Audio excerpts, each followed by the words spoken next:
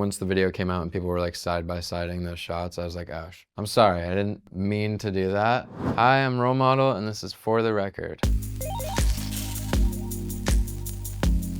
My album, Chuck Timely and the Hourglass, is about time and time passing and feeling stagnant as time passes and people in your life are moving on and moving forward. I think before I even started the album, it kind of started, I made a mood board and I made a playlist. That helped me. I didn't do that with the album before, and that helped me because I didn't know what it was gonna be about yet. I didn't have songs ready to go.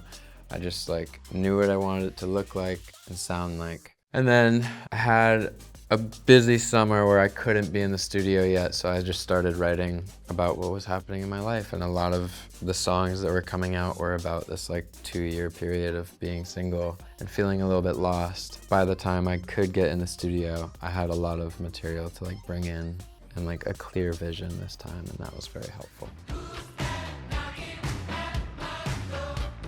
I'd say we were like 3/4 of the way through the album, had a lot done, or so we thought, and then when I brought Chuck into the equation, it helped us a lot in like weird ways. Like all we did was talk about Chuck every day, and we like made this character and like detailed his life and like what he likes, what he doesn't like, what he listens to, what kind of car does he drive, all these things, what kind of guitar does he play, what does the guitar sound like. And so then we started like referencing him and using him to like produce the album. Weirdly, like Paul Newman was like all over my mood board, and his like aesthetic, I loved him. And so I had pictures of him all over. So not so much musically, but aesthetically I liked him, and I loved his sunglasses, and I stole his look for this whole thing, so. With Kansas Anymore, I feel like I found myself as an artist finally. Sometimes it takes a very long time. So I think that was good. And then with the deluxe, which had like Sally on it, I think I learned a lot from that, and like what can even like make pop music or like make it on the radio, and like pulling the songs I love and like the Tom Petty's and the references that I love, and the fact that it can still land on the radio. I also learned a lot about bridges, how they don't have to be super dramatic and they don't have to be this huge like peak of a song. It can be small and scrappy and dirty. And with Sally, the lyrics can be really bad. Lyrically, the worst bridge ever, and it worked, so I took that knowledge. Favorite bridge on the new album? I mean, High Hopes is really fun, I love that. Oh, Joy. The bridge on Joy is very fun. I love that. Again, fun, not super dramatic. Don't have to overthink it. High Hopes was like not one that I wrote and like brought in. All I had was the line, does love come around or does one come around to it? And I was holding on to that for like months, and then went into the studio one day and it was just me and Taylor in the morning. I think the other boys were late, and he was just on piano and he was playing the chords, and I just started singing over that, and it worked, and the whole song kind of came out from that, which is weird. That doesn't happen. All I had was that line, and I knew I wanted that line to like set up the album and also the whole rollout, so it became the first single. When we would talk about Chuck, we'd always describe him as like the dude in the back of the room in the photo, like, why is that guy there? Who is that? If those people, including the Beatles or Britney Spears, were even really acknowledging him or talking to him, I think he was just weirdly there. Sort of a Forrest Gump guy who's like, was in the moment for something that, epic that happened, but was just kind of there for it. What is going through my head? I don't know. As soon as we started the set with that song, it was our first time playing the song, and it was like very comforting to know how well it translates live and how it kind of sounds better. Not necessarily my singing, but the song sounds better live, and that was very exciting. So I was happy. I was in my bag. Like a lot of the songs on the album are fun, and I want them to like bring people joy. I don't want to like drag people down. But obviously there are some songs on there that definitely do that. It's just like, why start a rollout with those songs? I want to like uplift. It's summer. I want to feel good. I don't want to be like starting with the ballad. I just wanted to bring joy to the rollout. When we were scouting for the location, Someone had warned me it was where she shot Man-Child, and I was like, I doubt it. It's just like, we're going to a desert town, like I'm sure it's not that big of a deal. And then once the video came out and people were like side-by-siding those shots, I was like, oh, yeah, I'm sorry, I didn't mean to do that. There's like 4 video shoot locations in LA, I'm sorry. I tried, I thought we were doing something different. We weren't. When we were shooting that, I had Aiden Delbus, who was the actor from Begonia.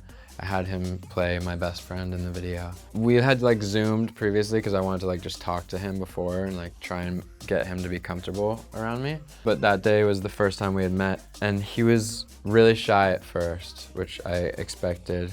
I was also a little bit shy around him. And slowly throughout the day, I figured out that the only thing that would make him like smile or laugh was to talk about killing me. Because we needed this like arc. We wanted him to start off like he hates me and he's like pissed at me.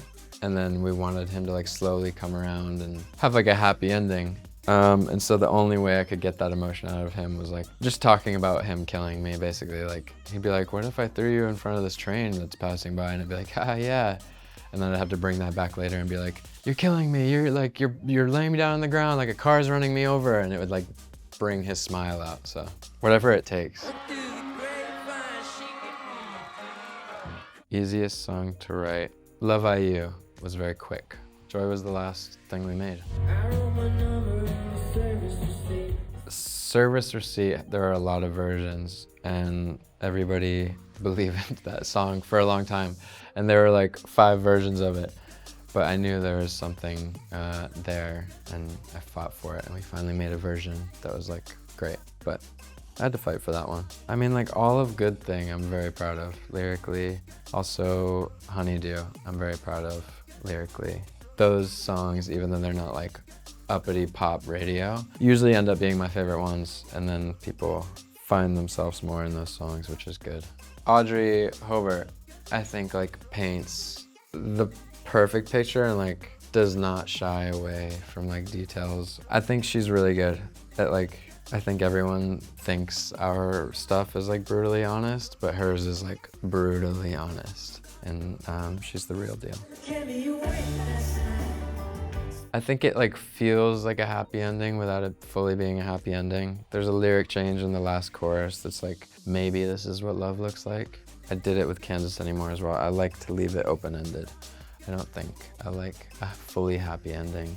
But sonically, the song sounds like it's like the victory lap, and it's like this, I feel like I'm on a boat every time I hear it, and my shirt is like blowing in the wind, but I still wanted to leave it open-ended.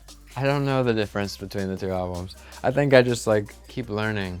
I hope that I don't ever feel like I know everything, because I think people, from the first time I started making music in like 2017, people have gotten to watch me just like slowly figure it out, and I hope that keeps happening. Maybe like sonically, Stain is a little bit shocking. I think it fits like beautifully, but maybe it's like a little bit weird, especially because it's in between 2 very sad songs. I wanted it to feel like a little bit of comedic relief, I guess. We just started rehearsals, and I think my takeaway is Good Thing is really fun to perform, and Harmony. Those 2 are probably gonna be my favorites. London crowds, and I'm not just saying this because I'm here, are the best. They are the loudest, and you just don't give a f***. I like it. It's like real crazy people energy. I like it. What are we manifesting for this album? We're manifesting #1 in the UK. We are manifesting that I just like don't get ripped apart on Twitter.